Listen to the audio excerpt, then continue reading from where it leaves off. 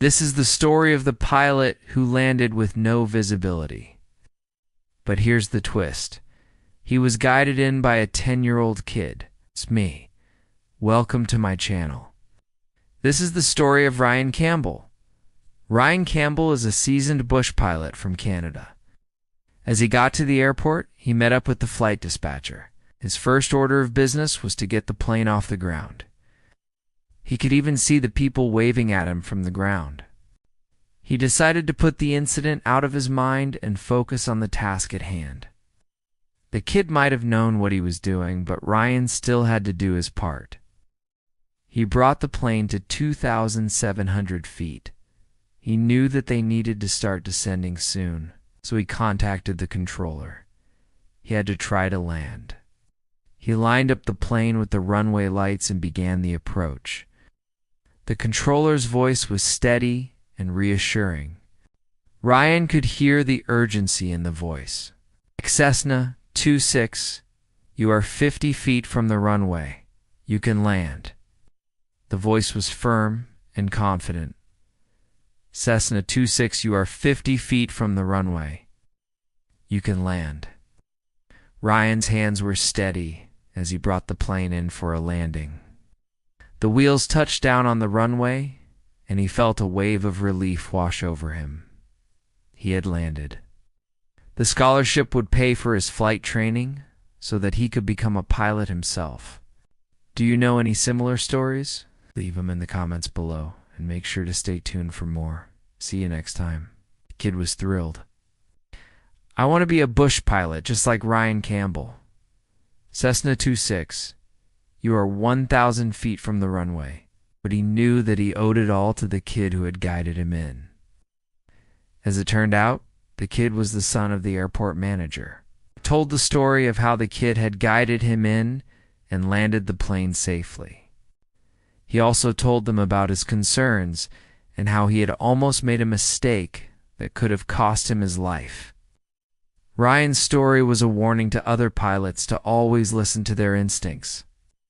He could have easily dismissed the kid's instructions, but he knew that something wasn't right, and he was right. He had been helping his dad out by manning the radio, but he was so good at it that the airport manager had left him in charge. When Ryan told him about his concerns, the kid just laughed. Don't worry, I've been guiding planes in since I was 6 years old. I know what I'm doing. He got out of the plane and walked over to the control tower. There, he met the 10-year-old kid who had guided him in. The kid was calm and collected, just like he had been on the radio. Ryan shook his hand and thanked him for saving his life. Reduce power to 10 inches? Ryan complied. He pulled back on the power lever and watched as the engine RPM dropped. The controller continued. Cessna 206, you are 500 feet from the runway. Reduce power to 8 inches. He did as he was told. Cessna 26, you are 200 feet from the runway. Reduce power to 4 inches. Ryan reduced the power even further. He was almost there. Red Lake ATC, we are at 2,700 feet, requesting descent. The response was immediate. Descent had maintained 1,500 feet. He pushed the throttle forward and began the descent. As the plane gathered speed, he pushed the throttle forward and they lifted off. Ryan found himself in perfect flying weather. He could see forever. But that meant that he also had to see the cloud layer that he was flying above. It was thick and dense, just like the air traffic controller had said. Ryan's heart sank. He should have listened to the kid. Then he'd be able to set the plane down on the ground. But then things took a turn for the worse. The voice came back over the radio. Cessna 26, you are 1 mile from the airport. The runway is in the clouds. We will have the runway lights turned on, Ryan responded. Roger, that was bad. The runway being in the clouds meant that he couldn't see the end of the runway, If he didn't know where the runway ended, he risked running off the end of the runway and crashing. If he'd been more proactive, he may have been able to avoid this situation.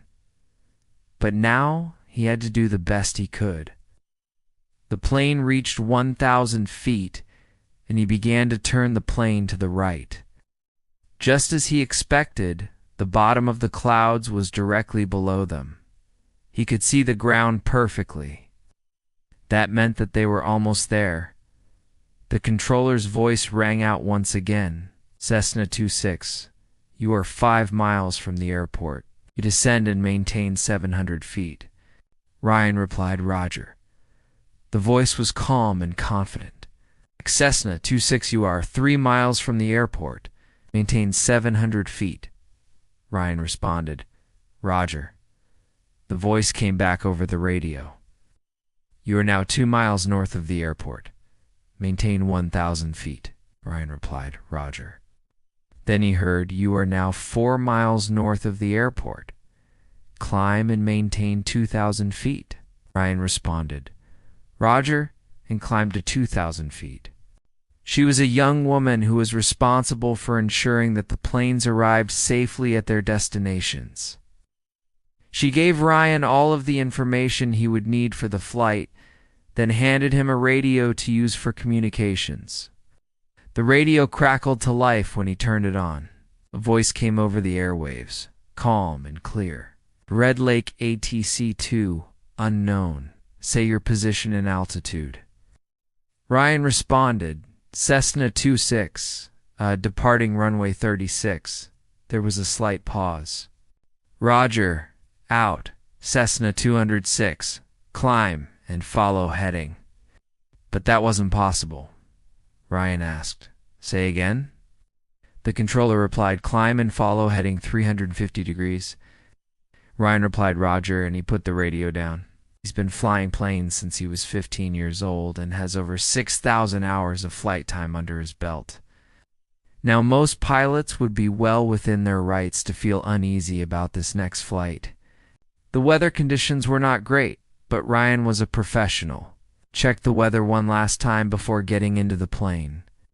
Then he put the single-engine Cessna 26 on the runway for takeoff. His plan was to fly from Red Lake to Sioux Lookout, Ontario. The flight would take him over some of the most remote regions of northern Ontario. He had to land at the small community of Pickle Lake. There was one final piece of information that Ryan needed. He knew what he had to do now. He had to take off and try to find the kid who was controlling the airport. As he flew, Ryan could see other planes landing and taking off. But then something unexpected happened.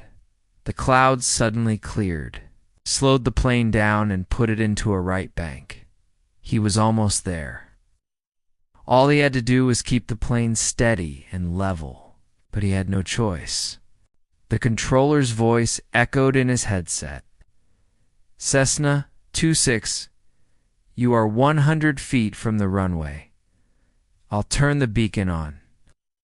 As the plane taxied to a stop, Ryan could hear the cheers of the crowd. People were applauding him for landing the plane safely. The kid just smiled and said, no problem. I love guiding planes in. News of the landing spread quickly, and Ryan was interviewed by several media outlets. The kid had saved his life. In recognition of his quick thinking, the kid was given an aviation scholarship by the local chapter of the Experimental Aircraft Association. So there you have it, the story of the pilot who landed with no visibility and was guided in by a 10-year-old kid